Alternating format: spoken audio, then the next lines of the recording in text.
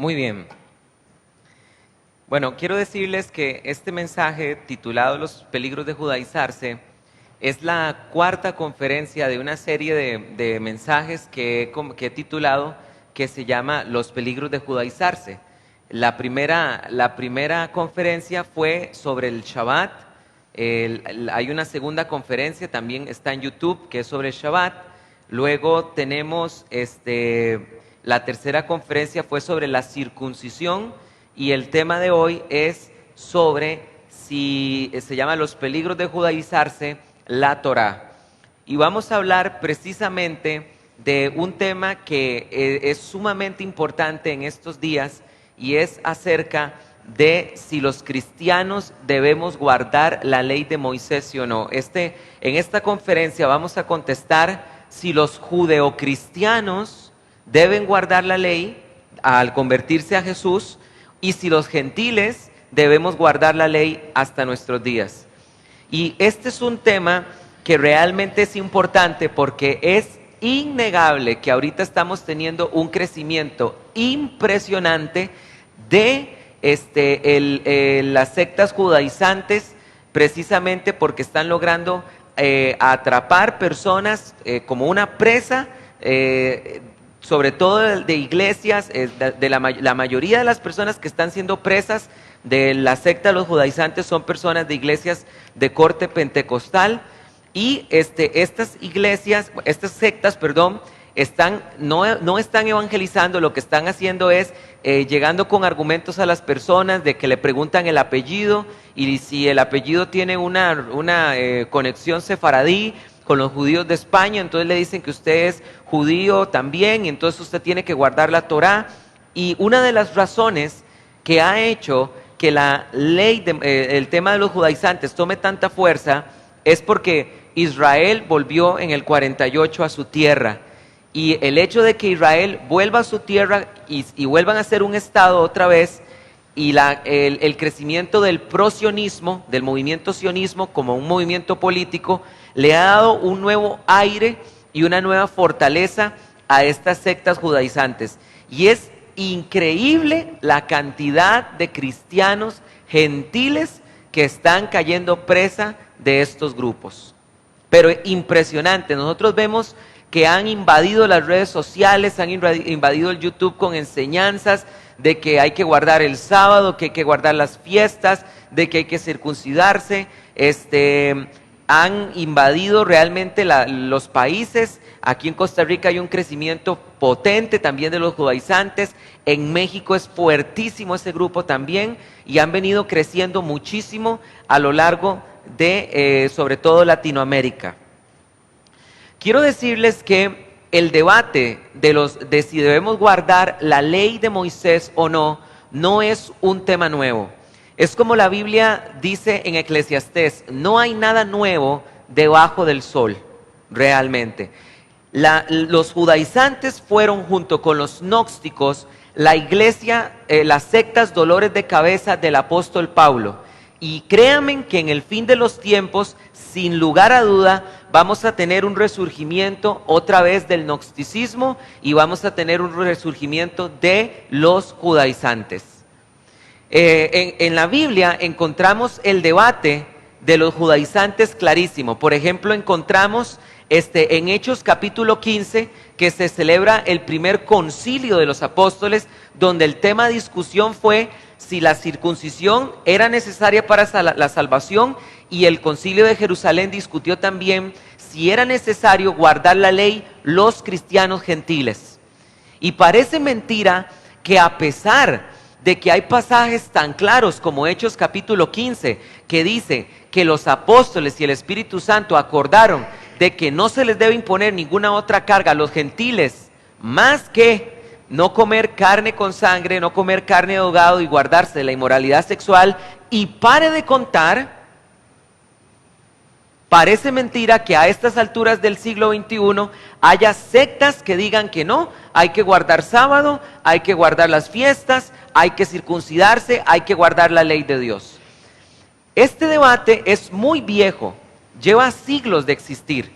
Y desgraciadamente, a pesar de que se han hecho debates y se han hecho estudios sobre el tema de un lado hacia el otro, no hemos llegado a una conclusión satisfactoria y parece que el debate con los judaizantes de que si hay que guardar la Torá o no, se ha convertido en un debate totalmente desgastante.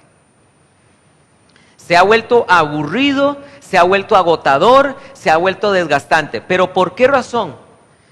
Creo profundamente, en conclusión, que nosotros no hemos llegado hasta ahorita a un acuerdo o hemos logrado solucionar el tema porque nos hemos equivocado muchísimo a la hora de hacer teología y a la hora de hacer argumentación. ¿Qué es lo que ha pasado? Hemos caído con los judaizantes en una guerra de versículos, donde ellos dicen unos versículos y nosotros decimos otros versículos que parecen decir lo contrario, sin tenerle el compromiso de que primero, cuando alguien me dice un versículo, yo debería tener el compromiso de primero explicar el verdadero sentido de ese pasaje y después podría sugerir otro pasaje que realmente muestra el conocimiento de Dios. Pero eso es como por ejemplo cuando se discute el tema de la salvación, que si es por obras o por fe.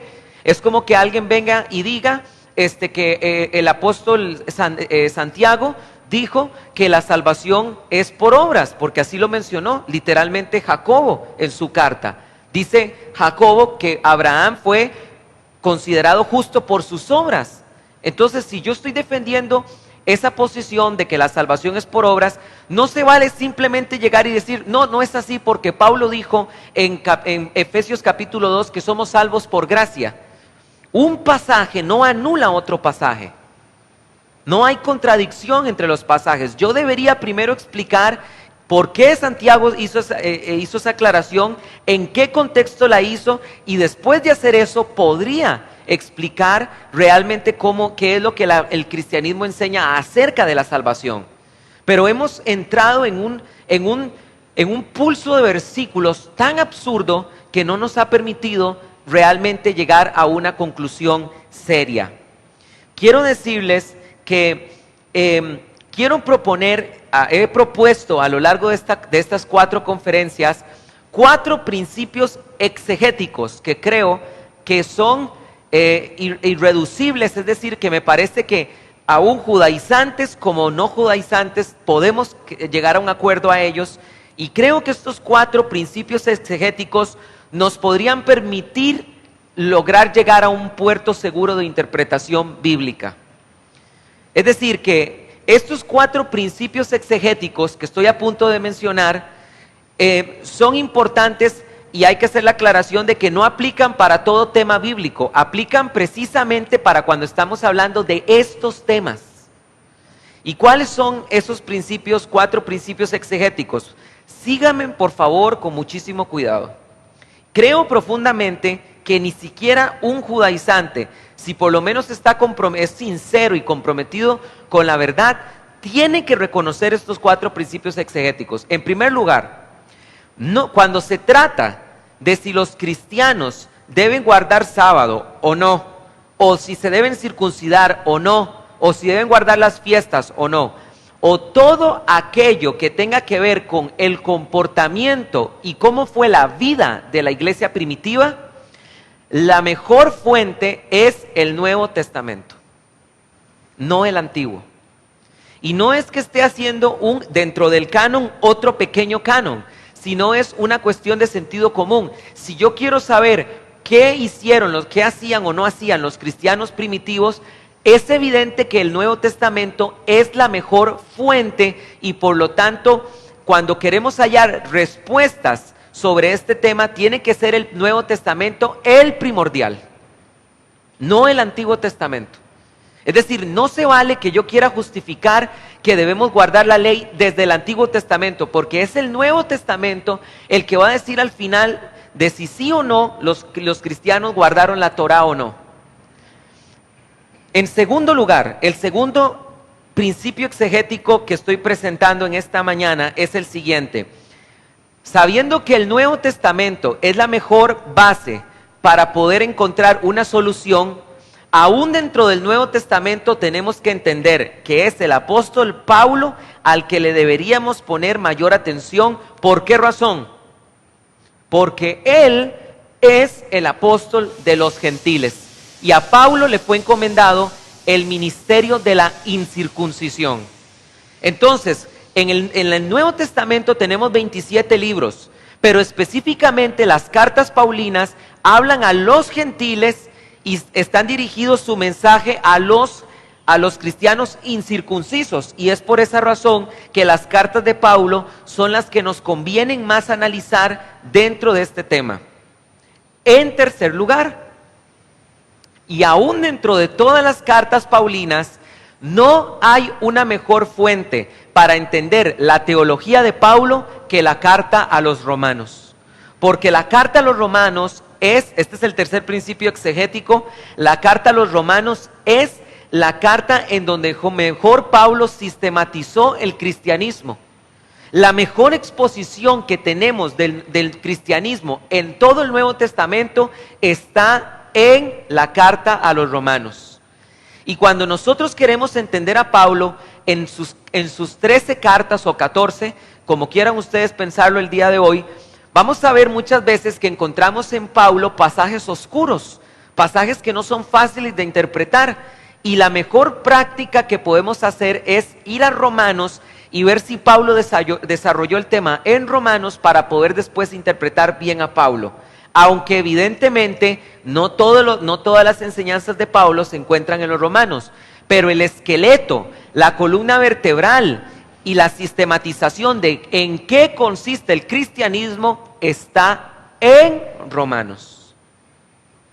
Y si algún día alguien quiere prepararse para saber cómo predicarle el evangelio a los judíos o a los gentiles, no hay mejor fuente que Romanos, porque Pablo en Romanos le predicó a los judíos y a los gentiles. Y el cuarto principio exegético que estoy presentando en esta mañana es el siguiente: no se vale querer justificar un tema solamente basándose en pasajes aislados. No es una práctica exegética sana. Cuando una persona quiere justificar un tema en la Biblia, es necesario más que un pasaje que parece que afirma lo que yo estoy diciendo, es necesario poner como evidencia la teología apostólica. Es necesario, es decir, hay que ver no qué dijo Pablo aisladamente a los efesios, no qué dijo aisladamente Pablo a los gálatas, no, hay que ver qué teología Pablo desarrolló sobre este tema. Esas deben ser las bases. Y van a ustedes a ver que a lo largo de esta conferencia, en todas las cosas que esté mencionando, ustedes van a ver que no me voy a salir de ese marco que acabo de marcar. No me voy a salir de ese marco. Voy a poner aunque no, como les digo, no estoy haciendo un canon dentro del canon, porque van a ver que también voy a mencionar otras cartas y los evangelios, y voy a citar también en el Antiguo Testamento. Y en lo personal, yo pienso que yo estoy más familiarizado y he estudiado más a profundidad el Antiguo Testamento que el Nuevo. Pero cuando se trata de este tema, tiene que ser el Nuevo Testamento el primordial. Y van a ustedes a ver cómo voy a permitir que sea el Nuevo Testamento, a través de Pablo, a través de los romanos y a través de su teología, la que nos dé la luz con respecto a este tema. Sin embargo, es necesario que primero nosotros evidenciemos cuáles son los argumentos que utilizan los judaizantes para decir de por qué debemos guardar la Torá. Ahora, no me voy a poner a contradecir todos los pasajes, porque eso espero que ustedes me lo pregunten en la parte de preguntas y respuestas. Cuando mencione estos pasajes, me gustaría que ustedes me digan, entonces, ¿qué le contestaría a un judío, a un judaizante si menciona ese pasaje? Porque si no, me saldría por las ramas y no podría llegar al punto donde quiero llegar. Pero en primer lugar tenemos que entender que son 3 los argumentos que los judaizantes utilizan para decir por qué tenemos que guardar la ley. En primer lugar, es el argumento de que nosotros debemos de guardar la ley porque está escrito en la Torá de que una misma ley tiene que regir al judío como al gentil. ¿Dónde dice la Biblia eso? Éxodo capítulo 12, versículo 49, dice lo siguiente: la misma ley se aplicará tanto al nativo como al extranjero. Entonces aquí los judaizantes dicen que la ley de Moisés también era para los gentiles, porque precisamente se habla de que una misma ley era para ambos.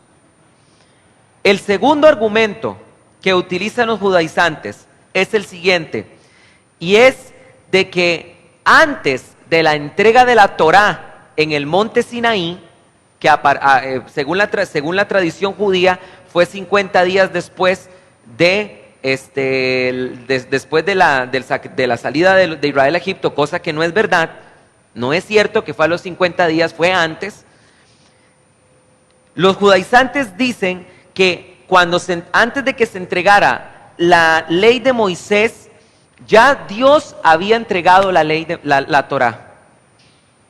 Ya Dios la había entregado oralmente, porque nos encontramos con pasajes como por ejemplo Génesis 26:5, que dice: Abraham obedeció mis ordenanzas, dice así Génesis 26:5, porque Abraham me obedeció y guardó mi ordenanza y mis mandamientos y mis estatutos y mis leyes, y Abraham vivió 500 años antes de la entrega de la Torá. Entonces acá los judaizantes dicen que tenemos que guardarla porque ya Dios se la había entregado a algunos personajes oralmente, como Abraham. Abraham guardó mis leyes, Abraham guardó mis estatutos, Abraham guardó mis preceptos. O por ejemplo, cuando la Biblia dice en el libro de Génesis, que Dios le dijo a Noé: separa de los animales puros y separa de los animales impuros. ¿Cómo sabía Noé qué animal era puro y qué animal era impuro? Y sugieren los judaizantes que Noé lo sabía porque ya Dios había entregado oralmente la ley de cuáles animales eran puros e impuros. Entonces, a través de este tercer argumento, los judaizantes intentan decir que nosotros debemos guardar la ley de Moisés porque precisamente Dios ya la había entregado oralmente. Y en tercer lugar, y esto ¿saben por qué ocurre? Porque es muy interesante lo siguiente: no hay un solo pasaje del Nuevo Testamento que diga que los gentiles tienen que guardar la ley. No hay un solo pasaje directo, explícito, claro como el agua, que diga que los gentiles debemos guardar la ley de Moisés. Entonces, ante ese gran vacío, ellos han tenido que levantar el caso de la ley de Moisés, cómo defenderlo. Y como tercer argumento, han utilizado el argumento de nuestra afiliación con Israel, porque la Biblia dice que nosotros tenemos la ciudadanía de Israel, y la Biblia dice que el olivo silvestre, el pueblo gentil, fue injertado en el olivo natural que es Israel. Entonces, al haber sido injertados y al tener la ciudadanía de Israel, dicen los judaizantes que esta es la razón por la cual tenemos que guardar la ley de Moisés. Vean ustedes, los cito estos pasajes, pronto voy a empezar yo ya a leer desde la Biblia, pero para no perder mucho tiempo, vean ustedes lo que dice Efesios 2:12 al 13. Dice, en aquel tiempo estabais sin Cristo,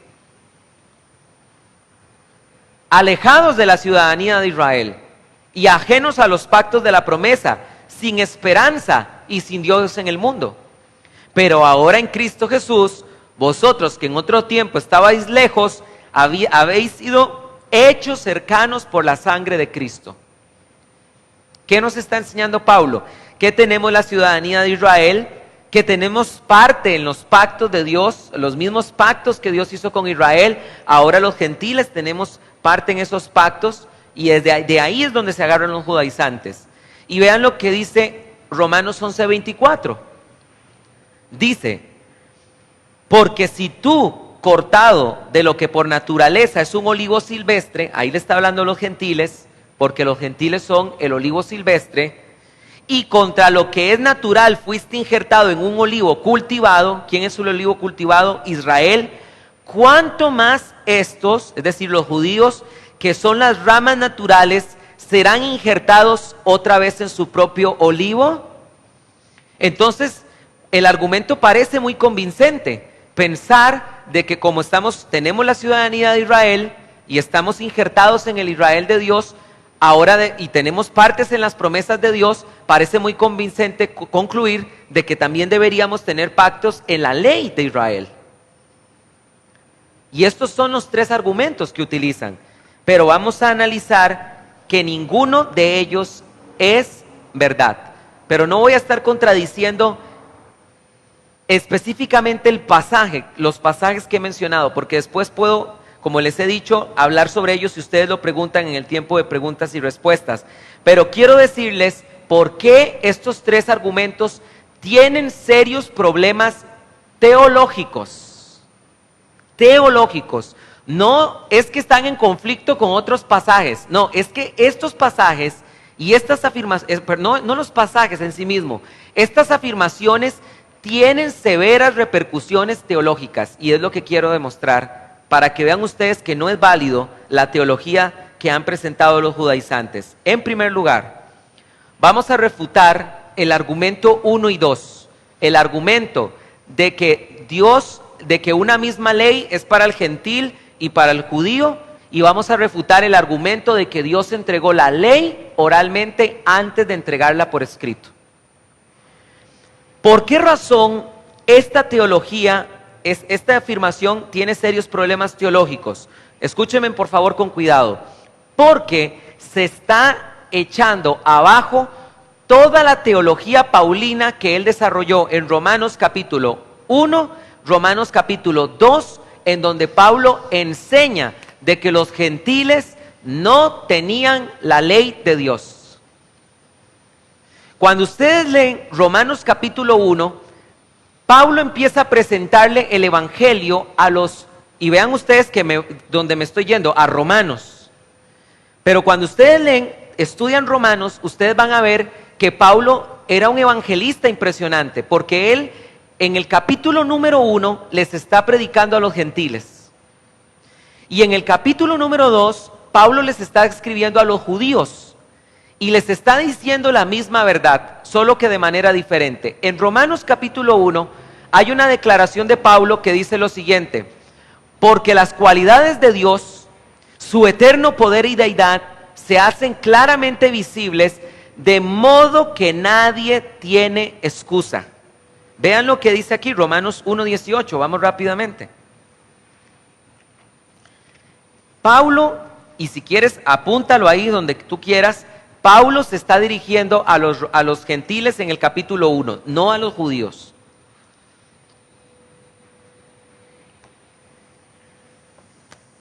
Y dice así,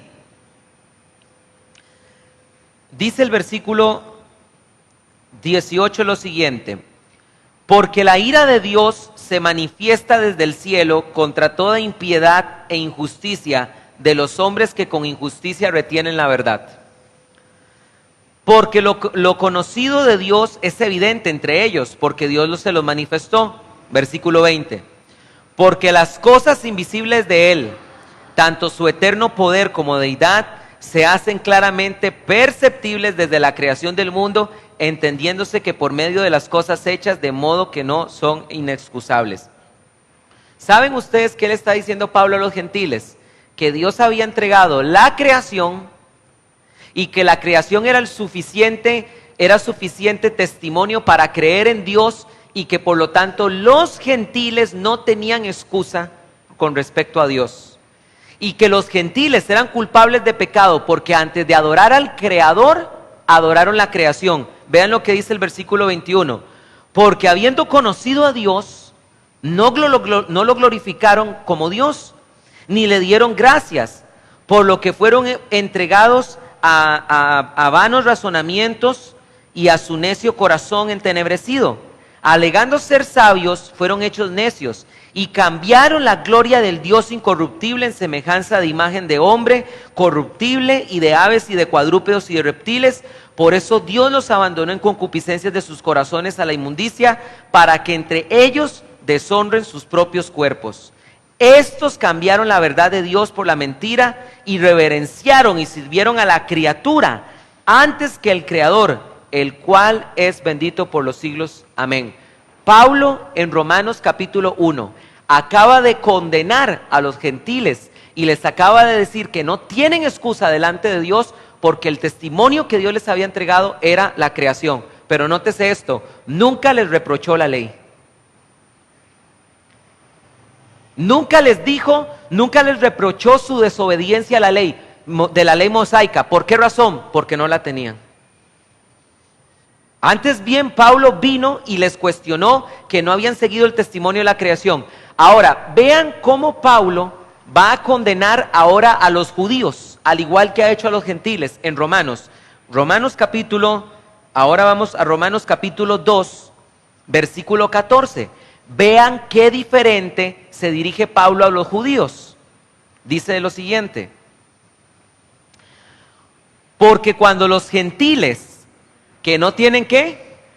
Ley, más claro que el agua, hacen por naturaleza cosas de la ley, estos teniendo ley, son ley para sí mismos, los cuales muestran la obra de la ley escrita en sus corazones, dando testimonio juntamente con su conciencia y acusándolos y defendiéndolos sus razonamientos en el día en que Dios juzgue por medio de Cristo Jesús a los secretos de los hombres conforme a mi evangelio.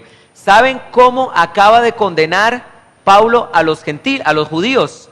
Les acaba de decir lo siguiente, les acaba de decir que aún los gentiles que no tienen ley escrita, cuando siguen la ley de su conciencia, esa ley los declarará justos. Y Pablo les está diciendo a los judíos que ellos no son mejores que los gentiles, porque vean lo que dice el versículo 17, pero si tú eres llamado judío y te apoyas en la ley y te jactas en Dios y conoces la voluntad y apruebas las cosas esenciales al ser instruido por la ley y te has convencido de que eres guía de ¿quién? De ciegos. ¿Quiénes son los ciegos? Los gentiles. Luz de los que están en tinieblas. ¿Quién están en tinieblas? Según los judíos, los gentiles. Instructor de necios, maestro de niños, teniendo en la ley la formulación del conocimiento en la verdad. Entonces tú que enseñas a otro, no te enseñas a ti mismo.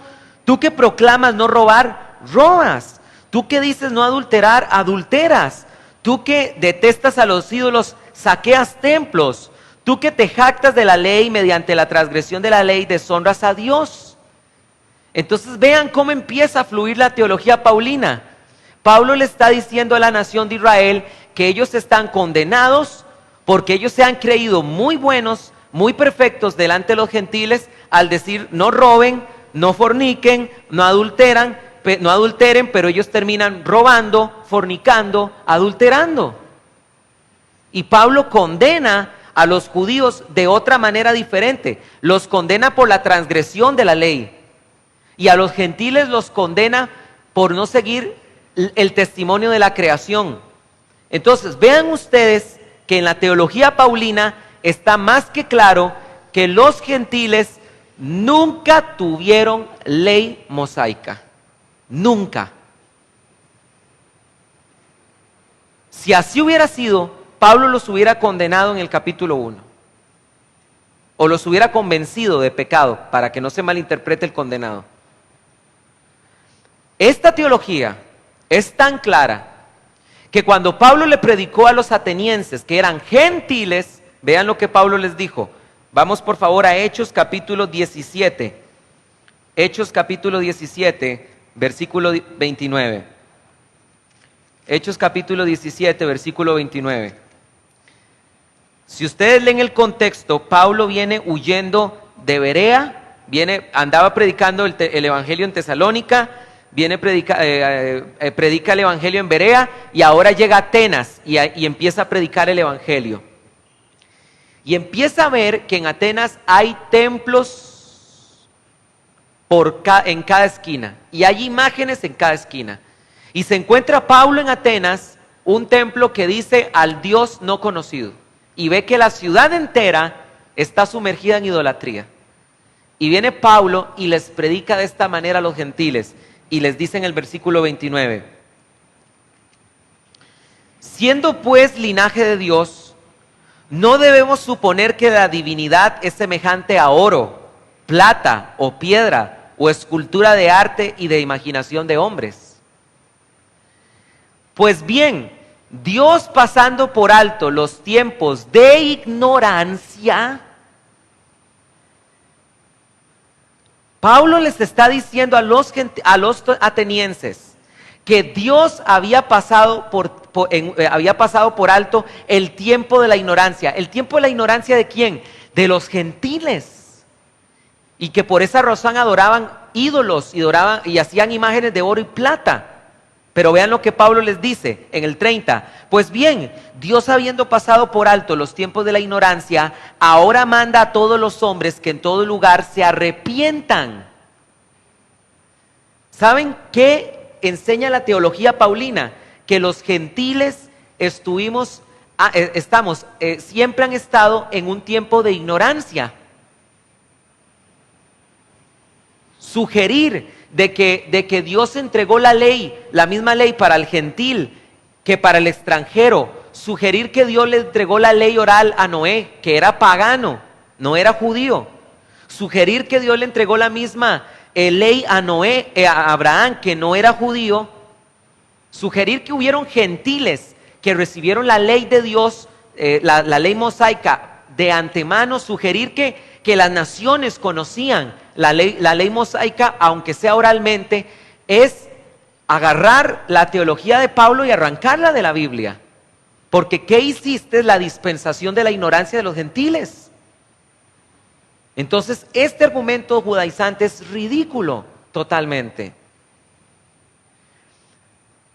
En el Antiguo Testamento, Dios es clarísimo que solo a Israel Dios es el que le está entregando el conocimiento.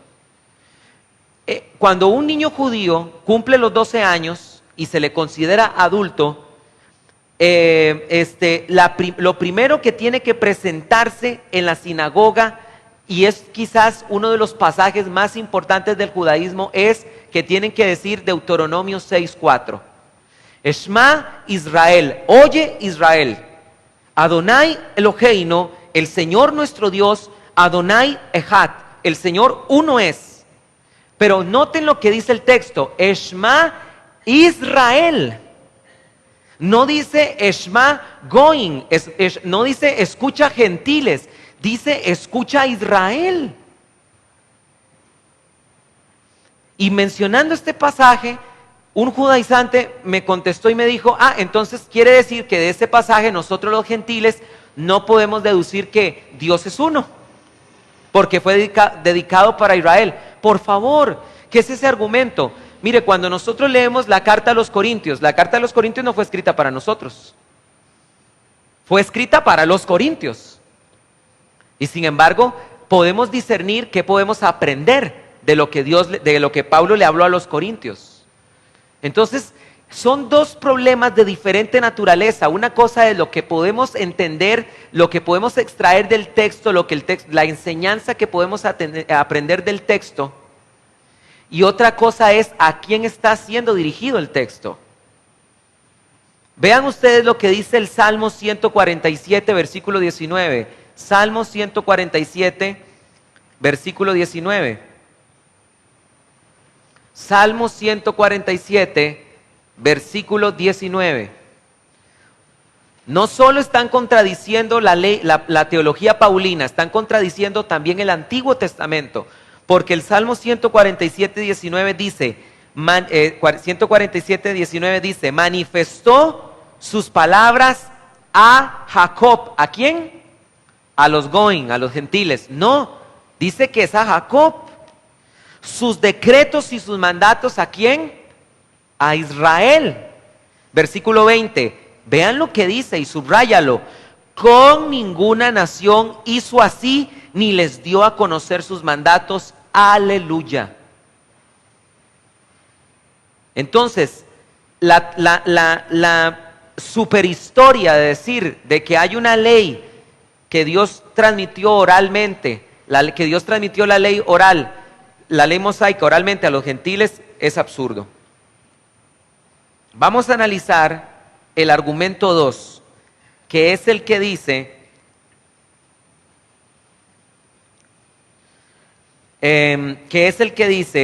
que nosotros tenemos que guardar la ley precisamente porque tenemos parte con la ciudadanía de Israel y porque precisamente hemos sido injertados en el olivo natural. Bueno, déjenme decirles lo siguiente. Esto ocurre precisamente porque no entienden la teología paulina. No la entienden. ¿Por qué razón? Porque Pablo deja bien en claro que hay una diferencia enorme entre las promesas y los pactos de Dios y la Torá. Vamos a ver que Pablo en Romanos nos enseña, y también en Gálatas, nos enseña que la promesa de Dios de bendecir a Abraham se la dio 500 años antes de la ley. Y por lo tanto la promesa es independiente de la ley. Entonces el hecho de que nosotros tengamos parte en las promesas no nos hace también vinculantes con la ley, porque son dos cosas independientes totalmente aparte. Esto es maravilloso porque escúchenme bien ahora. En el capítulo 1 de Romanos, ¿qué hizo Pablo? Convenció de pecado a los gentiles. ¿Qué hizo Pablo en el capítulo 2? Convenció de pecado a los judíos. ¿Y qué hace Pablo al finalizar el capítulo 3? Enseña que podemos obtener la justificación mediante la fe en Cristo Jesús. Y Pablo enseña esta declaración tan extraordinaria de que aunque el judío y el gentil estén condenados, ahora pueden alcanzar la gracia en Cristo Jesús. Es extraordinaria. Pero Pablo tenía que justificar cómo era posible que los gentiles también pudieran heredar esta promesa de salvación. Y es lo que viene a explicar Pablo en el capítulo 4. Pablo viene a enseñar que la promesa de que en ti serán benditas todas las naciones, Dios se la dio a Abraham antes de la circuncisión para que Abraham fuera padre de los incircuncisos. Vamos por favor a Romanos capítulo 4. A Romanos capítulo 4. Y vamos a ver de que hay una promesa que es totalmente independiente de la ley. En Romanos capítulo 4, Pablo dice lo siguiente en el versículo 1. Vamos a leer el versículo 1 y versículo 3. Qué extraordinaria es la teología de Pablo. Haríamos bien nosotros los gentiles en perseverar en la doctrina del apóstol de los gentiles. Dice, ¿qué pues diremos? ¿Qué halló Abraham nuestro padre según la carne? Porque si Abraham fue declarado justo por obras, tiene de qué gloriarse, pero no ante Dios. Pues, ¿qué dice la Escritura? Y creyó Abraham a Dios y le fue contado como justicia. Versículo 9. Es pues esta bienaventuranza, esa bienaventuranza de que en ti serán benditas las naciones, ¿es pues la bienaventuranza para la circuncisión o también para la incircuncisión? Pregunta Pablo. Porque decimos, a Abraham le fue contada la fe para justicia. ¿Cómo pues le fue contada? ¿Estando en la incircuncisión o en la circuncisión? No en la circuncisión, sino en la incircuncisión.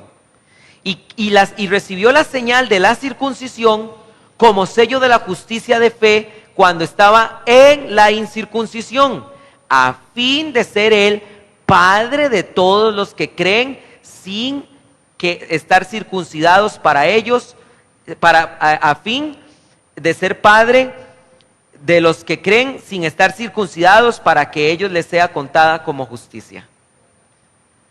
Entonces Pablo nos está enseñando que Dios le entregó una promesa a los judíos y a los gentiles, a ambos antes de la ley.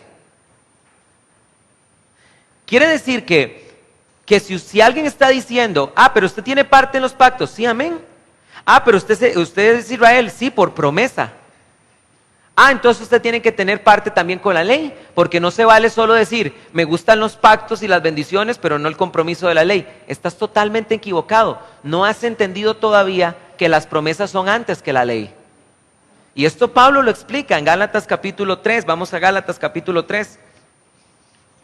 Gálatas capítulo 3, versículo 7. Está más claro que el agua.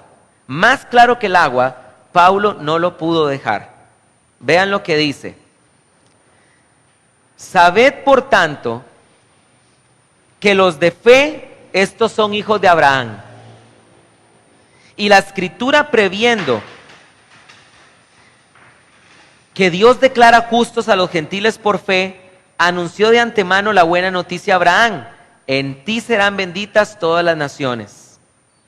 Vamos a leer el versículo 14 y 18. Dice: a fin de que la bendición de Abraham llegara a los gentiles en Jesucristo, para que por medio de la fe recibieran la promesa del Espíritu.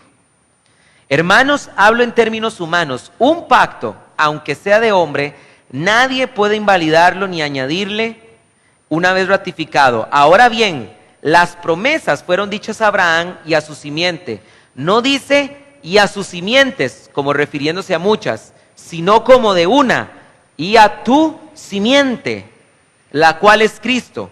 Y esto digo, la ley llega 430 años después, no abroga un pacto previamente ratificado por Dios para invalidar la promesa, porque si la herencia proviene de la ley, ya no proviene de la promesa, pero Dios se las ha dado gratuitamente a Abraham mediante la promesa.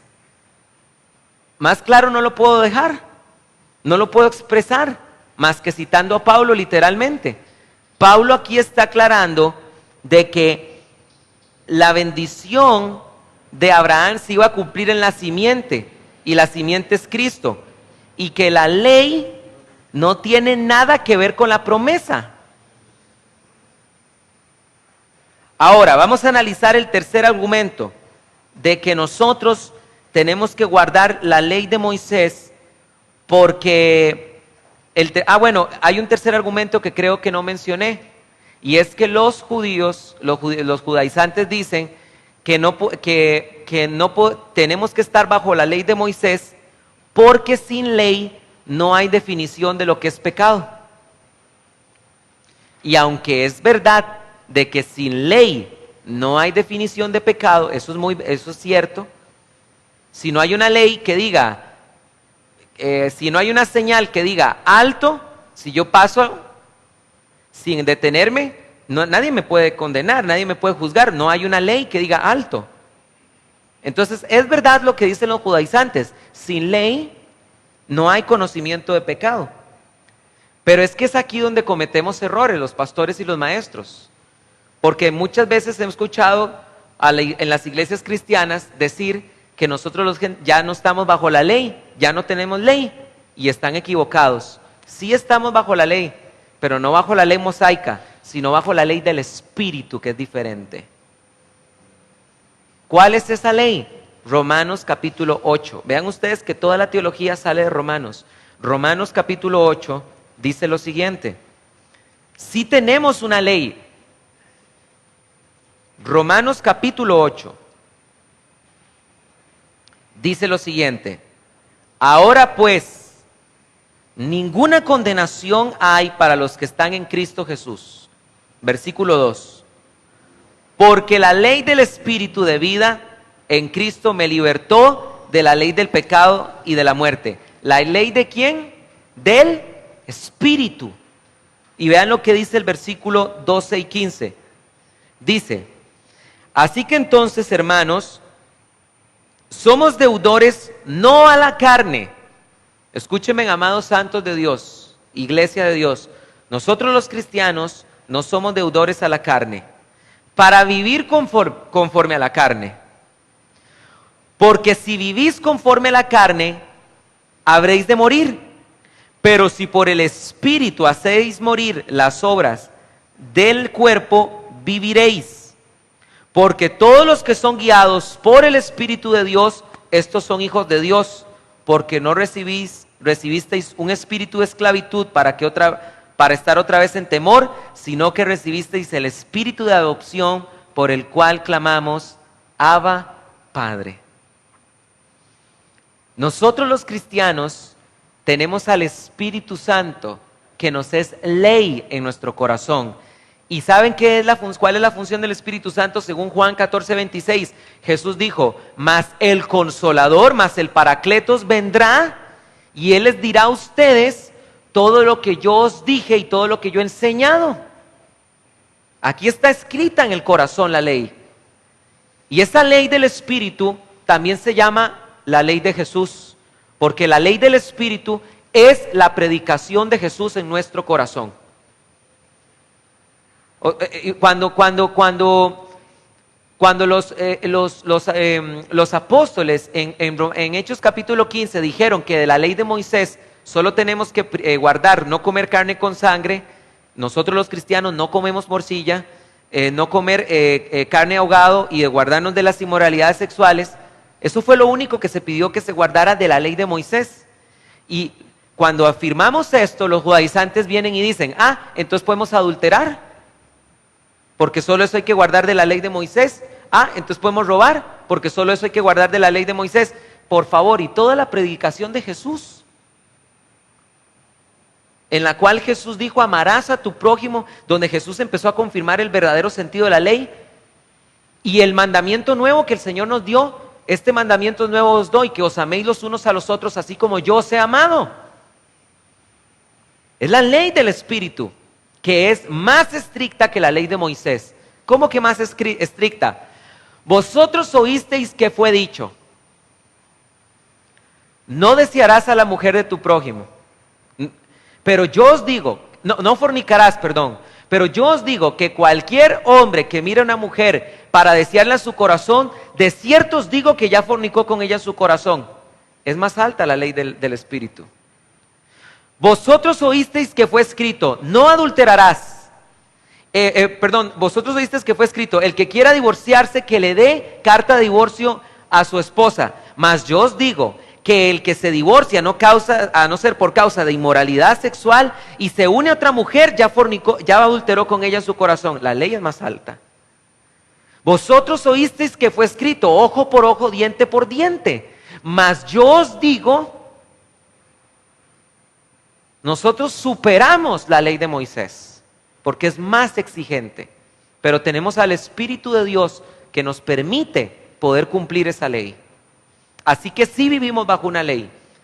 Pero para terminar, en los últimos 10 minutos que me quedan, quiero decirles, ya que hemos echado abajo los argumentos que presentan los judaizantes, falta decir, bueno, ya vimos que esos argumentos no son válidos, pero ahora falta decir por qué no tenemos que guardar la ley de Moisés.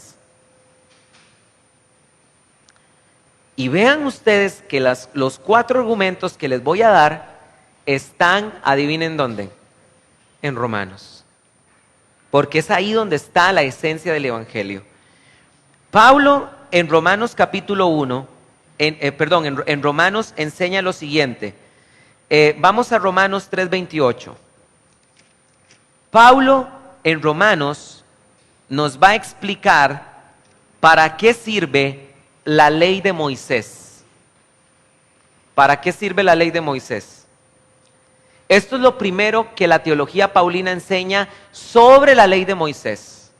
Pablo enseña lo siguiente, en el versículo 3:28, Pablo dice lo siguiente: pues no es judío el que lo es exteriormente. Perdón, estoy leyendo el 3:28, estaba leyendo el 2. El 3:28 dice, vamos a ver.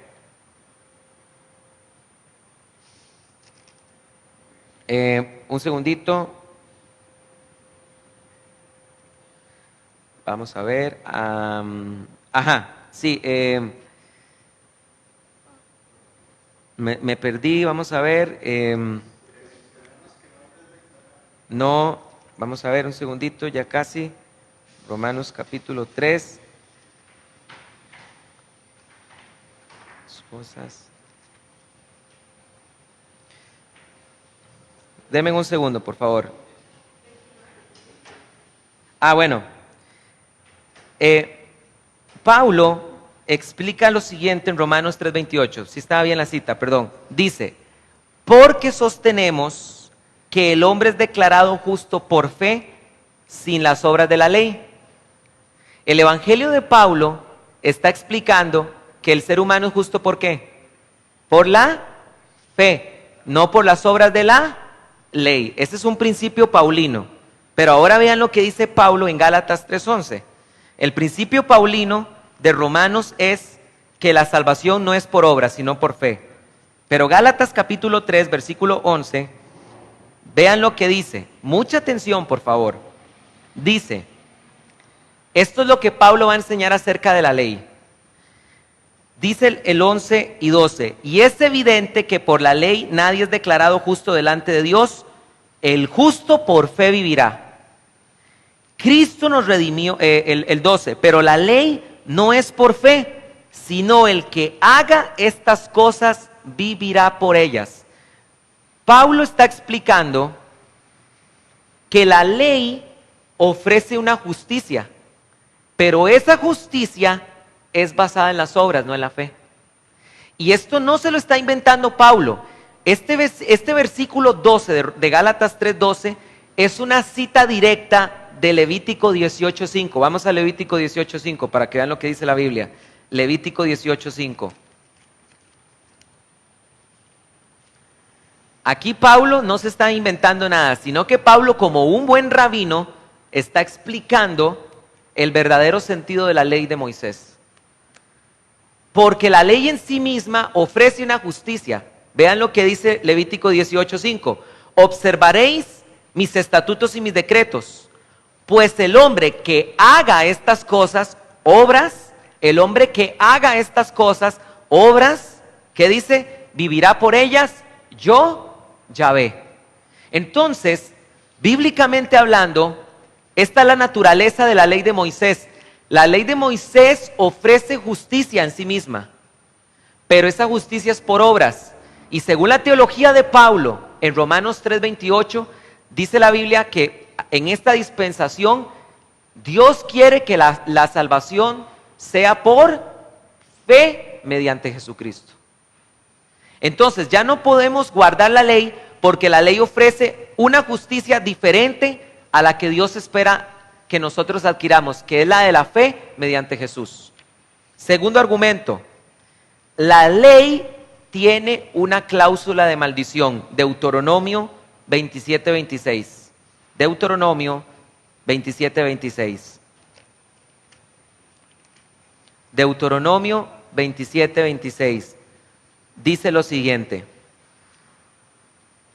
Deuteronomio 27:26 dice, maldito el que no persevere en las palabras de esta ley para cumplirlas, y todo el pueblo dirá, amén.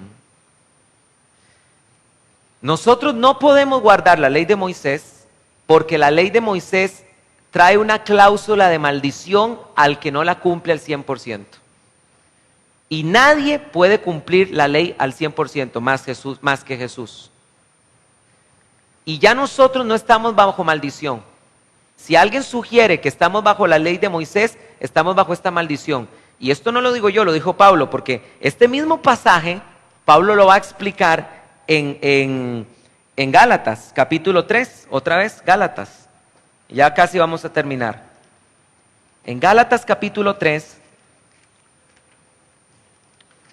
Pablo explica lo siguiente.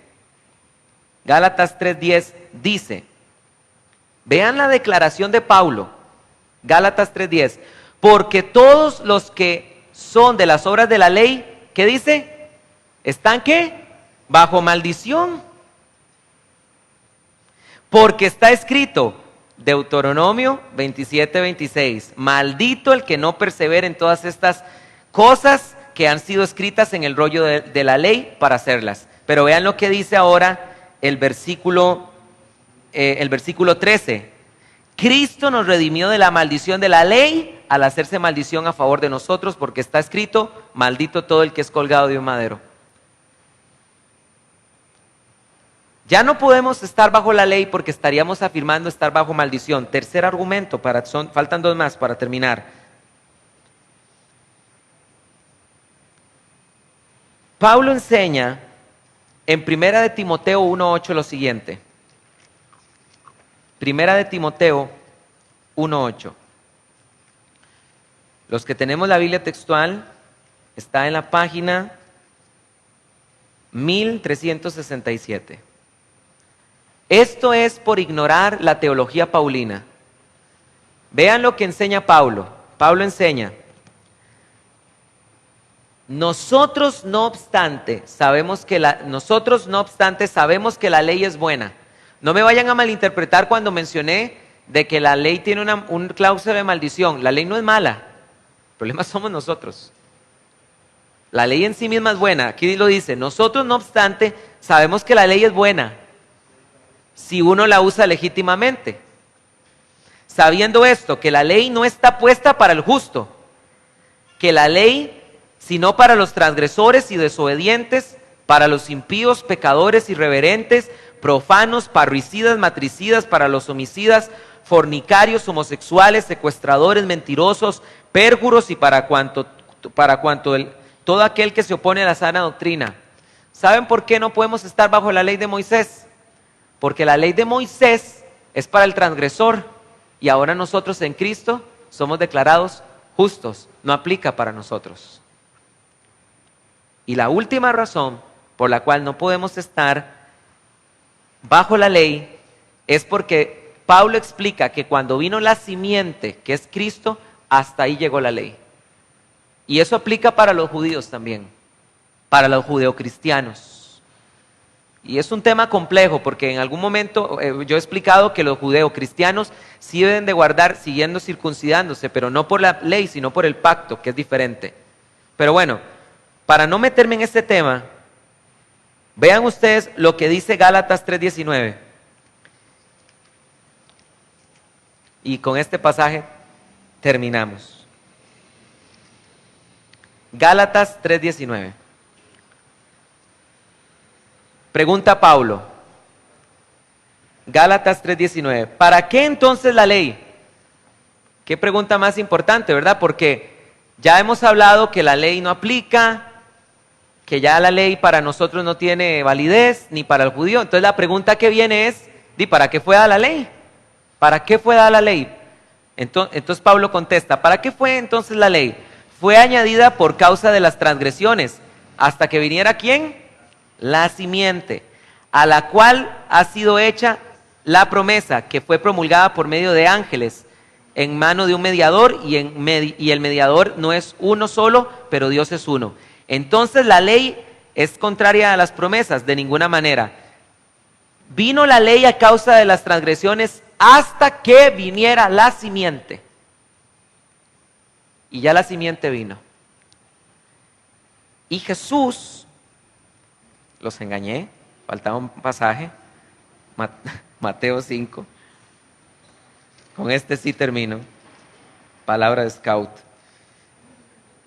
Mateo 5:17, Jesús viene y dice: oigan, este pasaje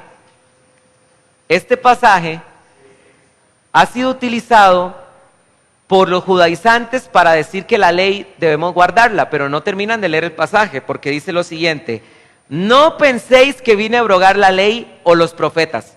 Citan los judaizantes y hasta en lenguas hablan, ¿verdad? Cuando leen ese pasaje, ¿verdad?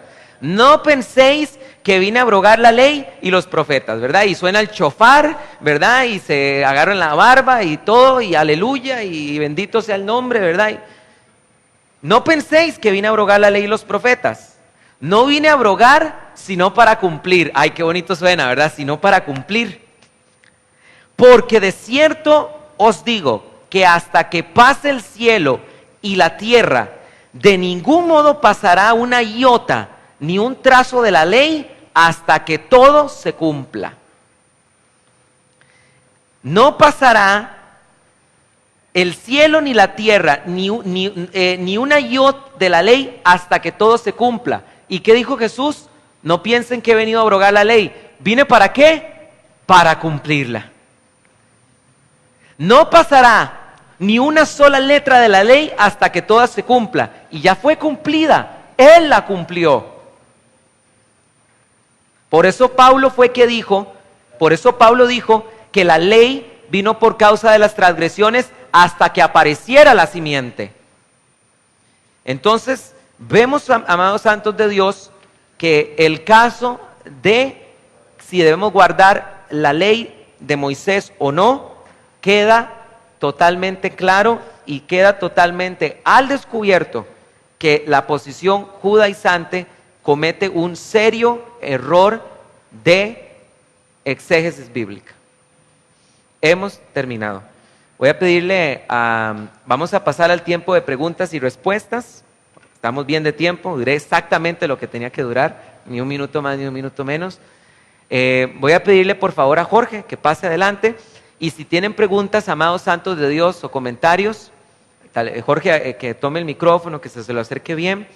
Vamos a empezar a contestar preguntas que tengan ustedes.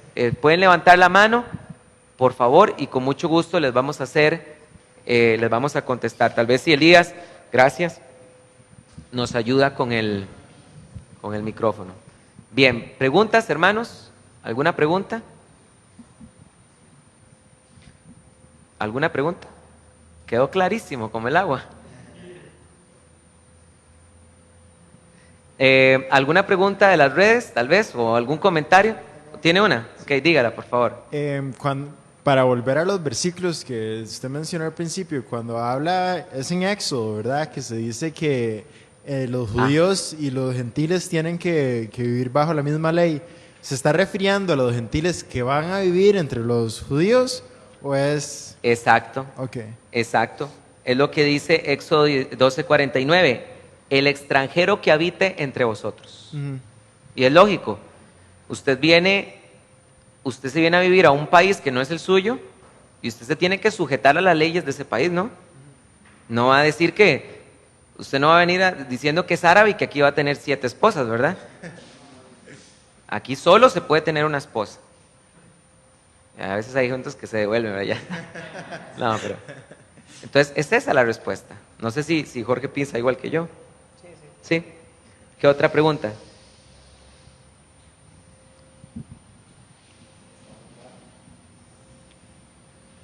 ¿Alguna? No hay preguntas en el Facebook. Quedó tan claro que... Una. Dice Antonio Camacho, porque dice que el cristiano no puede comer morcilla. Acá la morcilla existe, ¿no? Sí, ¿ustedes comen morcilla en Argentina? Riquísima. Riquísima. No me gusta sinceramente, pero sé que a muchos les gusta. Pero no es que no la coma porque esté prohibida. Bueno. El concilio, ¿no? Claro, en el concilio de Jerusalén, en Hechos 15:29 dice, porque ha parecido bien al Espíritu Santo, el 28, y a nosotros no imponernos carga alguna, excepto estas cosas necesarias. Que os abstengáis de lo sacrificado a los ídolos, de carne, de sangre, es decir, carne con sangre, de cosas ahogados y de fornicación. Bien haréis en absteneros de todas estas cosas, tened salud. ¿Por qué razón el concilio de Jerusalén nos piden que guardemos estas cosas, estas 4 cosas de la ley, para hacer más fácil el convivio con los judíos? Sobre todo en el contexto de que el judaísmo, el cristianismo primitivo se empezó a desarrollar en Israel. Entonces, de alguna manera había que guardar cierta relación de convivencia con los judíos. Entonces, por eso, para convivencia con ellos es que se nos pide esto, ¿sí? Y aparte que claramente dice lo sacrificado a los ídolos, ¿no? Amén. O sea, como vieron que Pablo también desarrolla esa cuestión sobre el tema de la conciencia.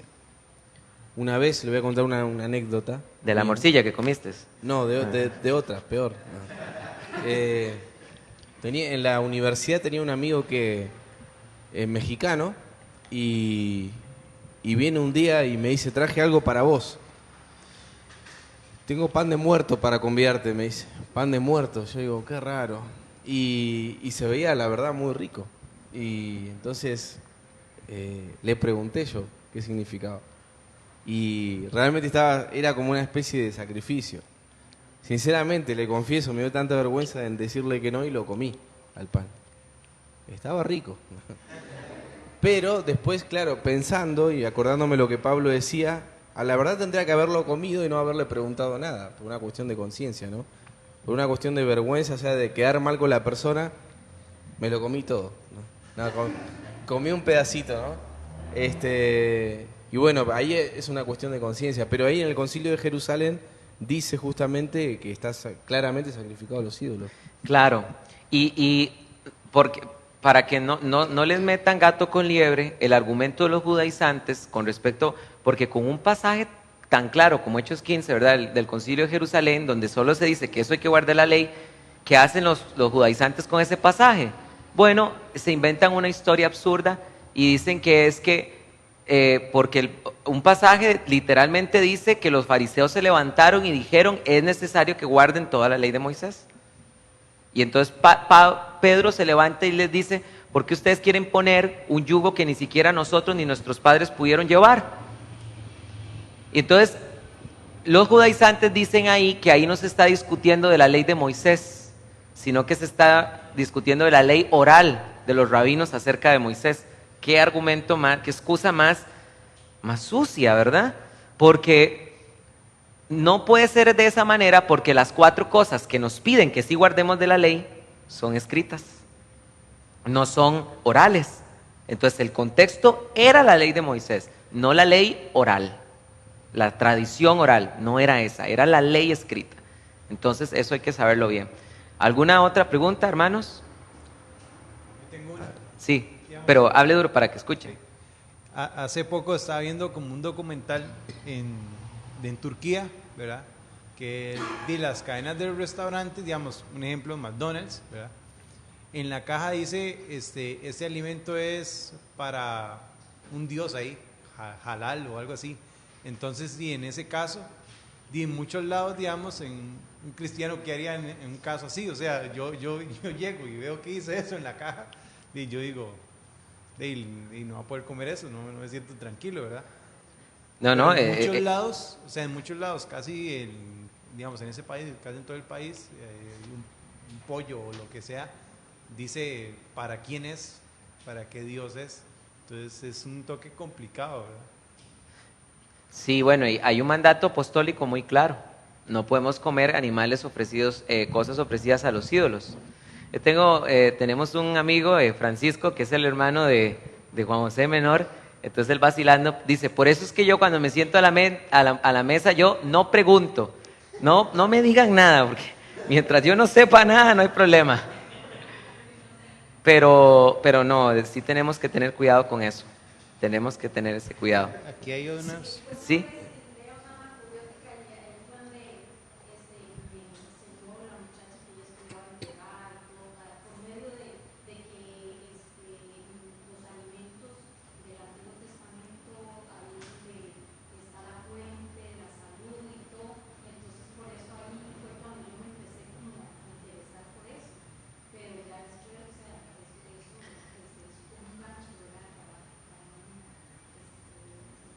Eso quizá tenga algo de verdad, o sea, los alimentos que en el Antiguo Testamento Dios no le permite comer, probablemente por alguna razón podían transmitir alguna enfermedad, algo es razonable eso.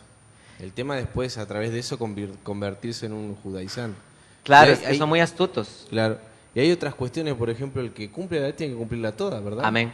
Y si vos realmente sos un judaizante con todas las letras, cuando tu hijo se porte mal, tenés que ir y llamar a la asamblea para apedrearlo y matarlo. O eso es lo que dice la ley de Moisés. Sí. O sea, O la mujer es impura con la menstruación. Claro, son También. 613 mandamientos, Ujú. de los cuales hay que cumplirla toda. Entonces uno ve que los judaizantes cumplen lo que a ellos les conviene. Y en sí lo que pasa es que, para mí, lo que hay detrás del judaizante es que el creerse un israelita o el hacerse un israelita lo constituye en una casta superior. Él está por encima de los demás. Y me parece que por ahí también tiene que ver mucho esto de este movimiento judaizante, ¿no? Y además, si ustedes se fijan, la mayoría de los judaizantes, ninguno es judío. Son todos o mexicanos o de otros países y se visten y se ponen todas las... No sé cómo se llama eso, la toga, no sé. El jipá. El kipá o algo que se pone una sábana, parece. Tipo monja. Pero no tiene nada que ver con la cultura hebrea, o sea que al fin y al cabo terminan como ridiculizándose esas personas, ¿no? Sí, y Lamentablemente. quebrantando la misma ley de Dios, porque usan kipá, y la Biblia dice que el hombre no debe cubrirse la cabeza. Y Claro. precisamente con el kipá se cubre la cabeza. Entonces, por causa de la tradición, anuló el mandato de Dios, y eso fue lo que condenó Jesús. O por ahí alguna persona, no sé, me saluda, por ejemplo, a mí me dice, me dice Shalom, Hasem, Adonai, Jesús, Jesús Yamajía. Yo, hola, le digo yo. Y ya está, con eso ya está, no hacía falta que me diga todo eso. Pero es como que hay una idea de querer demostrar que saben hebreo o de creer que son una casta superior. Creo que por ahí va un poco también, ¿no? Porque argumentos, sinceramente, no hay. Amén. ¿Alguna pregunta más, hermanos? Si no, para pasar a un receso. Bueno, entonces quiero decirles, hermanos, que en este tiempo faltan 2 conferencias. A mí una más. Vamos a pasar vamos a la 1 comenzar en punto. ¿Qué hora es, perdón? 12:20. A la 1, sí, 1 hora. Vamos a la 1 en punto, vamos a empezar.